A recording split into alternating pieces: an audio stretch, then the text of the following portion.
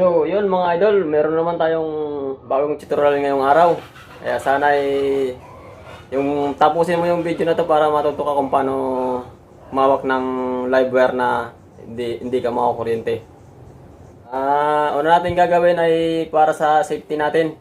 Para hindi tayo makakuryente kahit makahawak sa live wire. Unang gawin natin mga idol, suot muna tayo ng ito, safety shoes. Kailangan naka-safety shoes tayo mga idol bago tayo maghawak sa live wire. Kaya safety shoes muna tayo.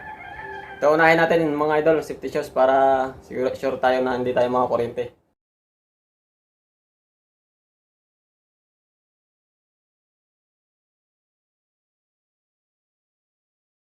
Pwede naman mga idol yung yung bota. Kahit buka-bota, mas maganda yung bota. Wala lang siyang butas. So, yun mga idol. Ito nang gusto ko mang paliwanag sa inyo itong mga ganito. Bali, ito yung una kong tutorial na sa installation. Binaklas ko na para mas madali tayong madali kong paliwanag sa inyo kung paano. Ito na mga idol. Una lang sa unahin mo natin itong yan, kailangan dapat nakalayo.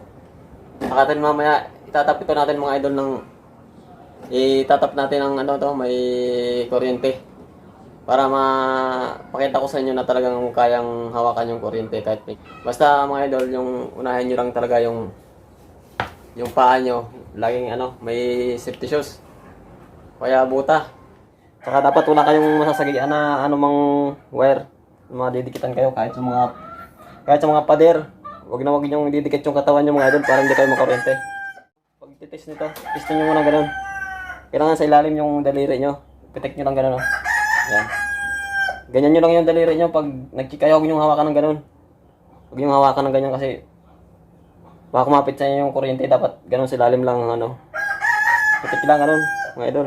Ganyan lang sa ilalim yung yan. Ganyan lang ang pag-test ng kamay para maramdaman nyo kung wala talagang kuryente. Yan mga idol Galing mo pala yan, dyan wala siya. Hindi ko alam Pero yan mga idol, naka-unang switch yan, may kuryente yan. Pag dalawa yung hinawakan mo, mga kuryente kayo dyan. Yan. So yun mga idol, dapat isa-isa lang hawak, huwag dalawa.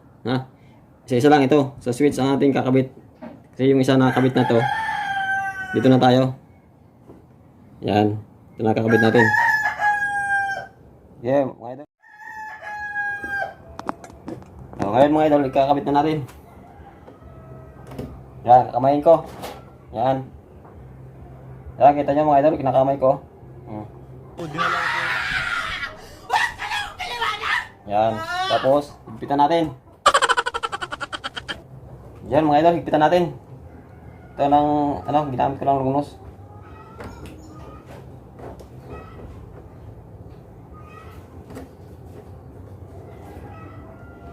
Yan.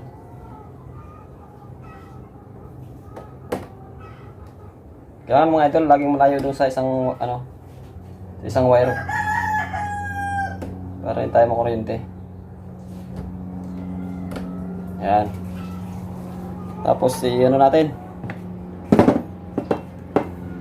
Tape mo natin, para sigurado mga idol. Tape mo natin para hindi tayo masasabit dito sa isang wire na to. Kasi pag hindi natin tinip to, pag dumikit tayo dyan, makakuryente pa rin tayo mga idol kahit naka-safety shoes tayo mga idol. Pag nakadikit yung dalawa sa ating kamay, yung live wire, makakuryente pa rin tayo. Kaya dapat tape muna natin to. Yan. Tape muna natin.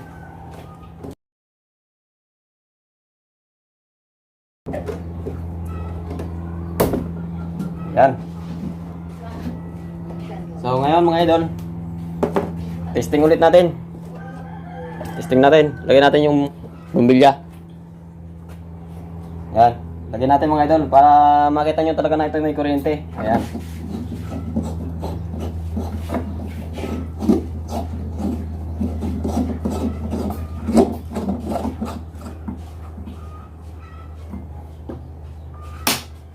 Yan ngayon mga idol. Pag didikitin ko to. Yan.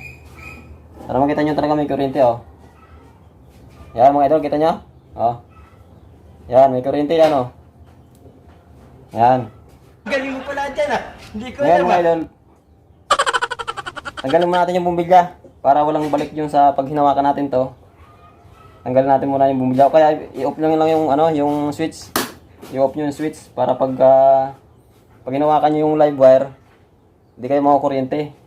Para sure, tanggalin natin yung ano, para walang balik yung pag hinawakan natin, walang balik yung kuryente sa ating kamay. Kasi babalik yan eh. Malakas ang balik yan mga idol sa ano pag may sinusuplayan siya. Ito, kaya tatanggalin muna natin para sigurado. Yan. Ngayon mga idol, test ulit natin. Ganito mga idol. Ganun yung tinuro ko sa'yo kanina. Ganun lang, pagtitest. Dadampian mo lang siya, ganun. Yan. Pero pag dinikit natin ito mga idol, lagay ko dito. Yan. Lagay ko dito yung baba. Para legit yung tutorial natin mga idol, oh. Ayan, oh. Dikit ko ulit mga idol, oh. Oh, nakaup pala. Yan, oh. Oh. Yan. I-off ko ulit mga idol. Tapos tanggal natin yung bumbilya para walang balik sa kamay natin yung kuryente. Ayan. Kakabit na. Yan. Wala siyang balik mga idol pagka wala siyang supply, wala siyang bulb, wala yung bumbilya at saka naka-off yung breaker. Yung switch natin mga idol, kailangan naka-off din para sigurado tayo na hindi tayo makakuryente. Yan. Kabitan natin mga idol. Ayan, kita nyo, oh. Kinakamay ko lang, oh. Yan.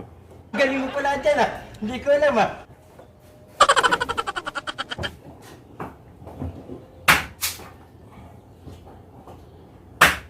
Yan. Saka natin higpitan ng ano. Nirab yung place ko mga idol kaya nugnos muna.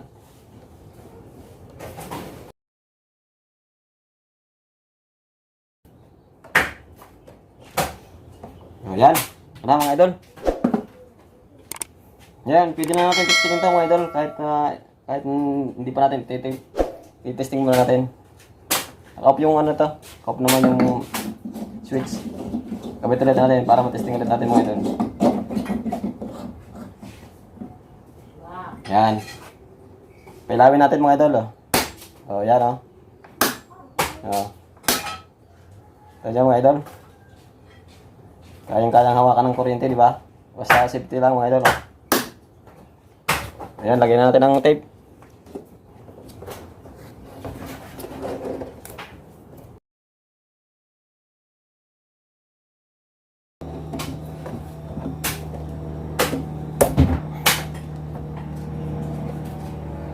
O yan, ayos na. Yan na mga idol. Pasok na ulit natin sa loob.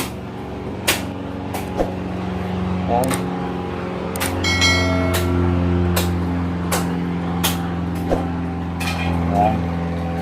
Testing natin. Oh, di ba? So, yun mga idol, sana may natutunan kayo mga idol sa ating ginawang tutorial.